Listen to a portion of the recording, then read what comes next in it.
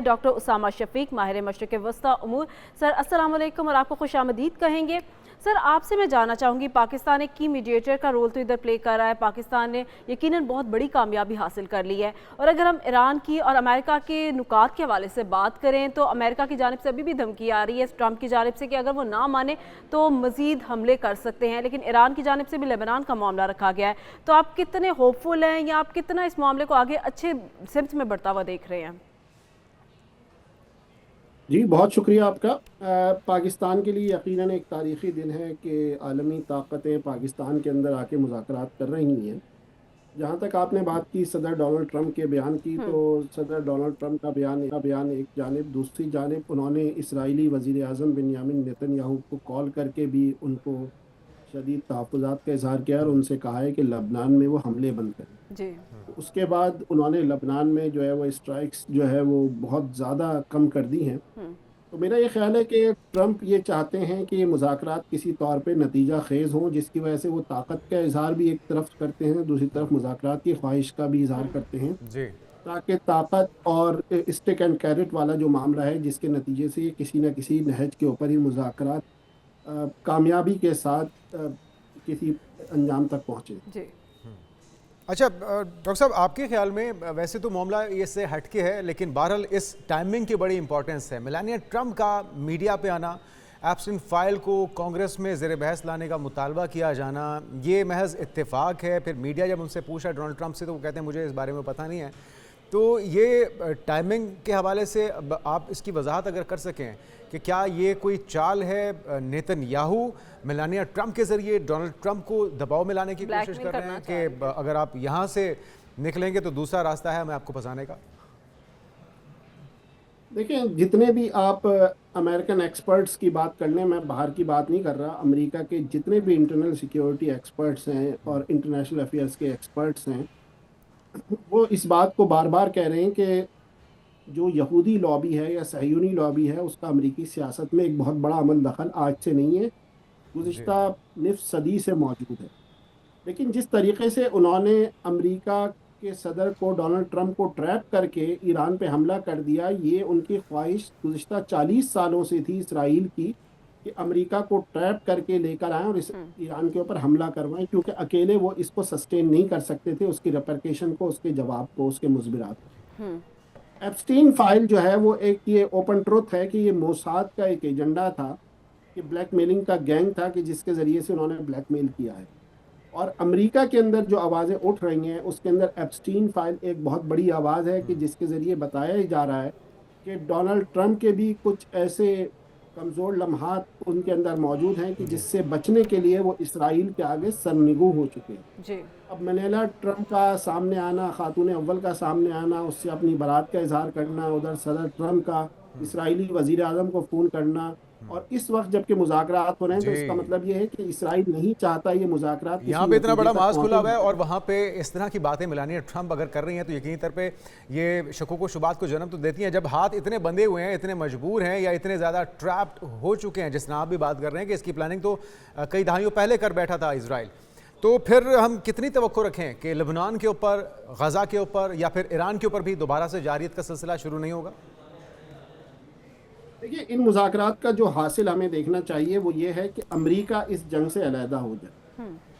अगर Israel Iran के ऊपर स्ट्राइक करता है, इसराइल लबनान के ऊपर, जॉर्डन के ऊपर, सीरिया के ऊपर, फ़लस्तीन के ऊपर, वेस्ट बैंक के ऊपर स्ट्राइक करता है, तो उसका जवाब देने के लिए अब बहुत सारे मैकेनिज़्म मौजूद हैं जो उसका जवाब देने। असल में जो ट्विस्ट आया है सूरत हाल में वो ये आया है कि जब अमेरिका बराह रास्त इस जंग में कूद गया है। अब आप ये देखिए कि अमेरिका अकेला है, यानी कि नेटो उसके साथ नहीं है। मगरिब के जितने ममालिक जो असला सप्लाई करते थे इसराइल को, उन्होंने हाथ खींच लिया है, वो इसराइल को असला सप्लाई नहीं कर रहे, इसराइल के तैयारों को गुजरने की फ़ज़ाई हुदूद से अपनी इजाज़त नहीं दे रहे।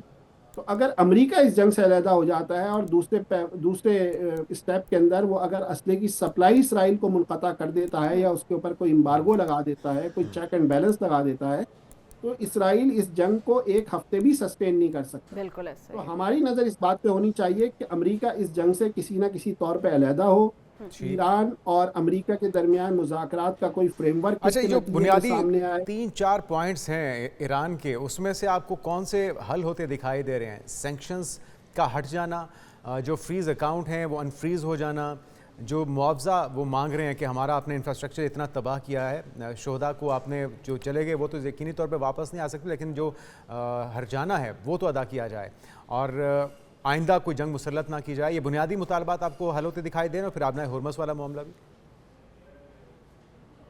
देखिए, बुनियादी मामला तो सिर्फ एक ही है कि देर पा अमन, जंग बंदी नहीं, देर पा अमन, जो ईरान बार बार कह रहा है।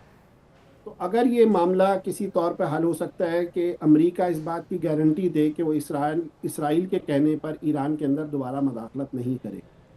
जहाँ तक एसेट्स का अनफ्रीज होना है, मेरा ख्याल में एसेट्स के अनफ्रीज होने के हवाले से पेशरफ्त हो रही है। और आप इस बात को भी, हमारे नाजरीन भी इस बात को जहन में रखें, हमारे मीडिया को भी इस बात को जहन में रखना चाहिए कि एक तनाज़ा जो 47 साल पुराना है वो 47 दिन के अंदर हल नहीं हो। बिल्कुल ऐसे। ये मुज़ाकरात जो है, आइंदा मुज़ाकरात का फ्रेमवर्क बनाएंगे, उसके नतीजे के अंदर स्टेप बाय स्टेप आगे चला जाएगा, उसके बाद चीज़ें होंगी। तो मुझे ये लगता है कि पहले मरहले के अंदर हो सकता है कि एसेट्स अनफ्रीज कर दिए जाएँ ईरान के, और दूसरे मरहले के अंदर उसको आलमी सतह पर तिजारत की इजाज़त दी जाए तेल की। और आबनाए हुर्मुस का जो मामला है वो ज़रा सा टेक्निकल मामला है कि जो जिस जगह से, यानी कि जो स्ट्रेट है, अगर उसकी जोग्राफिकल लोकेशन आप देखें जी। तो जिस जगह से वो जहाज़ गुजरते हैं वो टेक्निकली इंटरनेशनल रूल के मुताबिक ईरान के पानी है, वो बिल्कुल। इंटरनेशनल वाटर्स नहीं है। तो अगर ईरान उसके ऊपर कोई टोल टैक्स लगाता है जिससे वो कहता है कि मैं अपने आप को रिबिल्ड करूंगा, तो शायद आइंदा आने वाले दिनों में हम ये भी देख सकें। लेकिन उसके ऊपर भी ईरान देखेगा कि किसके ऊपर टोल टैक्स आयद करना है अच्छा और सर, किसके यहाँ ऊपर पर आप टोल टोल टैक्स टैक्स की आयद नहीं बात करना। कर रहे हैं तो मैं एक आपसे ही जानना चाहूँगी, ये क्या अमेरिका के लिए बैड एडवर्टीजमेंट नहीं हो जाएगी? कहाँ आबना हुर्मुस पर फ्री जहाज़ों की आमदोरफ्त थी, अब आफ्टर वॉर वो अमेरिका को फ़ायदा देने की बजाय क्या साबित हो रहा है कि उस पर टोल टैक्स लग चुका है, और अगर उन्होंने इसको चार्ज करना शुरू कर दिया तो पेट्रोल डॉलर नहीं इसमें चैलेंज हो रहा? देखिए, पेट्रोल डॉलर तो जा चुका है, टेक्निकली जा चुका है। हो सकता है इसको 10 साल लगें, 15 साल लगें। और अमेरिका का जवाल भी अब कोई ऐसी बात नहीं है कि जिसके ऊपर प्रेडिक्शन की जाए, सामने लिखा हुआ नज़र आ रहा है। बिल्कुल। तो ये दोनों चीज़ें एक दूसरे से लिंक है। अब अमेरिका की वो मोनोपोली जो दुनिया के अंदर कायम थी, उसका खात्मा हो गया है। और ईरान अगर आबनाए हुर्मुस के ऊपर कोई टोल टैक्स लगाता है और अमेरिका उसके ऊपर नेगोशिएट करता है, तो इसका मतलब ये है कि पेट्रो डॉलर के ऊपर जो यूनिलैटरल उनकी इकॉनमी का बेस था वो भी ख़त्म हो रहा है और ख़त्म हो जाएगा। बिल्कुल। रशिया और ईरान का तेल अगर मार्केट के अंदर आ गया जी। तो उससे भी पेट्रो डॉलर ख़त्म हो जाएगा। तो ये चीज़ें अब होनी है। आप ये देखें कि अब अमन के ज़रिए होती हैं, जंग के ज़रिए होती हैं, इसके ऊपर दुनिया का फोकस है। अच्छा, ये भी बताएगा डॉक्टर साहब कि कुछ लोग, कुछ नाकदीन या कुछ ऐसे लोग जो कि कभी भी खुश नहीं होते हुकूमत के किसी भी इकदाम से, वो कहते हैं कि जी पाकिस्तान अगर ऐसा कर रहा है या पाकिस्तान में इस्लामाबाद में मुज़ाकरात हो रहे हैं तो कौन सी बड़ी बात है? तो ज़रा आप रोशनी डालिए कि इससे पाकिस्तान को फ़ायदा है क्या? पाकिस्तान क्या अचीव या क्या हासिल करने वाला है? ये सारी जो हैपनिंग, ये पूरी दुनिया की नज़रें इस वक्त पाकिस्तान पे हैं। देखें, पाकिस्तान जो है वो आलमी उफ़क़ पे उभर कर मई की जंग के बाद से आ चुका है। बिल्कुल। और अमेरिका भी ये समझता है कि इस वक्त जो मशरिक़ के अंदर कोई उसका स्ट्रेटेजिक तौर पे अलाय हो सकता है। चाइना भी ये समझता है कि स्ट्रेटेजिक तौर पे जो अलाय हो सकता है वो पाकिस्तान है। और पाकिस्तान ने दोनों को मैनेज किया है, अमेरिका को भी मैनेज किया है और चीन को भी मैनेज किया है। दूसरी बात ये है कि देखें, मुज़ाकरात कौन करता है? जिसकी स्ट्रेंथ होती है ना, वो मुज़ाकरात करता है। इंडिया था आपके साथ, इंडिया क्यों मुज़ाकरात नहीं कर सका? क्योंकि इंडिया की स्ट्रेंथ नहीं है, इंडिया एक जंग हार चुका है। दूसरा जो सबसे अहम तरीन मसला है जिसको लोगों को अपने जहन के अंदर रहना चाहिए, और ख़ास तौर पे पाकिस्तान के नाजरीन को, ये सारा का सारा मसला जो है वो क़िबला अव्वल से वाबस्ता है।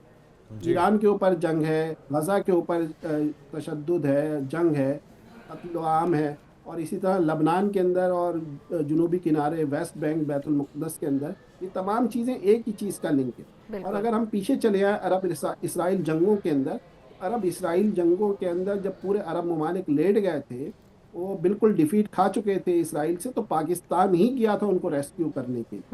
तो ये बात ना समझे कि पाकिस्तान इस मामले में लाताल्लुक है या जोग्राफिकल प्रॉक्सिमिटी नहीं है। पाकिस्तान इस मामले में हमेशा से रेलेवेंट है, और टर्की 1967 से रेलेवेंट है और आज तक रेलेवेंट। ठीक, टर्की और चाइना का इंटरेस्ट इसमें इतना ज़्यादा क्यों देख रहे हैं आप? लेकिन टर्की ईरान डिस्टेबलाइज होता है तो उधर से टर्की भी डिस्टेबलाइज होता है, क्योंकि ईरान के साथ टेक्निकली जो दो कंपोनेंट जुड़े हुए हैं, एक तरफ बलोचिस्तान जो पाकिस्तानी बलोचिस्तान का एक हिस्सा है, और टर्की के साथ जो कंपोनेंट जुड़ा हुआ है वो कुर्दिस्तान का है, जो कुर्द लैंड है, जो कि 4 ममालिक के अंदर मुनक़सिम है। तो अगर वो डिस्टेबलाइज होता है ईरान, तो उसके अंदर कुर्दिश मूवमेंट की जो शुरू होगी, जिससे ईरान के बाद लामहला टर्की का सबसे ज़्यादा इफेक्ट होगा। और ना टर्की ये चाहेगा, ना पाकिस्तान ये चाहेगा कि उसके बगल के अंदर इसराइल आके बैठ जाए, या इसराइल बिल्कुल। की कोई ऐसी मफादात की हुकूमत आके बैठ जाए कि जिसको वो टॉलरेट कर सके यहाँ। अच्छा, अगर तो हम यहाँ बजाय इसके कि इकोनॉमी उन के जंग हवाले से भी बात करें, जो कि दिनों में ही हमने देखा काफ़ी हद तक हिल चुकी थी, तो अब आपके ख्याल से उसको गालबन कितना टाइम लगेगा अपनी स्टेट में वापस आते हुए? कि हमने ऑयल प्राइसेस का हाइट देखी है, हमने स्टॉक मार्केट क्रैश होते हुए देखी है, इन्फ्लेमेशन का एक हमने तूफान देखा है, तो अब आपके ख्याल से स्टेबिलिटी कब तक आएगी अगर हम इकोनॉमी के हवाले से बात करें इन मुज़ाकरात के बाद? देखिए, इकॉनमी के हवाले से मेरी जो भी एक्सपर्ट से बात हुई है, क्योंकि मैं इकॉनमिस्ट तो नहीं हूँ, लेकिन उनका ये कहना है कि अगर आज भी जंग बंद हो तो इसको रिकवर होने में कम से कम 6 माह का अरसा लगेगा, और ज़्यादा से ज़्यादा 1.5 से 2 साल लग सकते हैं। तो आप ये तवक्को ना रखें कि आज जंग बंद हो गई है तो कल से इकॉनमी जो है वो बिल्कुल वहीं पर आ जाएगी जो 5-6 हफ्ते पहले थी। बिल्कुल। इसको 6 माह का अरसा कम से कम लगेगा, और 1.5 से 2 साल इसको फुली रिकवर होने में लग सकते हैं। लेकिन जो इसराइल के अज़ाइम हैं, ख़ास तौर पे जनूबी लबनान के अंदर जो इसराइल के अज़ाइम हैं, जब तक उसको लगाम नहीं डाली जाएगी, कोई चीज़ जो है वो मायने ख़ेज़ नहीं हो सकती। तो उनको लगाम डालने के लिए आपके ख्याल से क्या ऐसे टर्म्स या क्या ऐसी कंडीशंस आनी चाहिए जिस पर उनको लगाम डाला जा सके, खासकर नेतन्याहू को कंट्रोल किया जाए? देखें, 70 ममालिक ने बहैसियत मजमूई जनूबी लबनान के ऊपर अटैक्स की, जिसमें ज़्यादातर यूरोप के ममालिक हैं, मजम्मत की। और सिर्फ अमेरिका ही इसराइल के साथ खड़ा है, पूरा यूरोप भी अब अमेरिका के साथ है। ऐसे ही। तो पहले मरहले के अंदर अक़वाम आलम की जानिब से ये जो जेस्चर है ये बहुत ज़्यादा मायने रखता है। दूसरी बात, जो लबनान की हुकूमत है उसको खुद इसका जवाब देना होगा, वरना अगर कोई तीसरा प्लेयर इस मैदान के अंदर आया तो फिर जंग किसी और रुख के अंदर जा सकती है। अमेरिका को इसराइल की सरपरस्ती से जो उसने बिल्कुल उसको प्रोटेक्शन दी हुई है, उसको हर किस्म की इम्यूनिटी दी हुई है, उससे उसको बाज रखना होगा। इसराइल को उसके अपने बॉर्डर तक महदूद रखना होगा, जनूबी लबनान के इलाके को खाली करवाना होगा। अगर ये मेजर्स होते हैं तो मुझे लगता है कि आइंदा आने वाले दिनों के अंदर हम मशरिक़ वुस्ता के अंदर कोई देर पा हम देख सके, मुस्तकिल हम नहीं होगा। बिल्कुल। तो इसराइल ये के जो अज़ाइम है वो डॉक्टर मुस्तकिल साहब, इससे कभी बेहतर नहीं वक्त तो इसके लिए नहीं हो सकता। अगर ये वक्त गुजर गया और ये चीज़ें सेटलमेंट इसमें ना हो सकी, लेबनान वाली भी और गज़ा वाली भी, तो फिर तो कोई और दबाव बाज़ाहिर नज़र नहीं आता अमेरिका के ऊपर, पूरी दुनिया का या ईरान का या पाकिस्तान का हो सकेगा, या फिर इजराइल को काबू किया जा सकेगा। अगर ये वक्त हाथ से निकल गया तो आप समझते हैं कि बेहतरीन वक्त है और अभी है? ये वक्त तो बहुत बेहतर है, और मैं ये समझता हूँ कि इसी वक्त ये तमाम चीज़ें हल होनी चाहिए। लेकिन मैं फिर इस बात को आपको रिपीट कर दूँ कि देखें, जो निफ सदी से ज़्यादा का 75 साल का कज़िया है वो 75 दिनों में भी हल नहीं हो। दूसरी बात यह कि जब गज़ा के अंदर जंगबंदी की गई तो लोगों का ख्याल था कि एक तरफा जंगबंदी है और हमास को नुकसान होगा, लेकिन हमास को उससे बराह रास्त फ़ायदा ही हुआ है। और अगर आप ये समझते हैं कि इन मुज़ाकरात के बाद भी इसराइल कुछ नहीं करेगा, चाहे कुछ भी गारंटी दे दी जाए, तो नहीं होगा। उसके बाद भी इसराइल अपनी हरकतें जारी रखेगा। तो मैं ये समझता हूँ कि अगर कोई फ्रेमवर्क तश्कील पा जाए, उसके ऊपर हम चीज़ों को लोकेट कर सकते हैं कि किसकी तरफ से दरअंदाजी हो रही है और कौन जो है वो एग्रेसर है। तो फ़िलहाल इन मुज़ाकरात के अंदर जनूबी लबनान का मामला जो है एक ऐसा मामला है जिसको सेटल होना चाहिए। जी गज़ा के मामले को सेटल होना चाहिए। गज़ा के बिल्कुल, अंदर गज़ा के मामले को दोबारा भी इसी इंसान में सेटल होना चाहिए।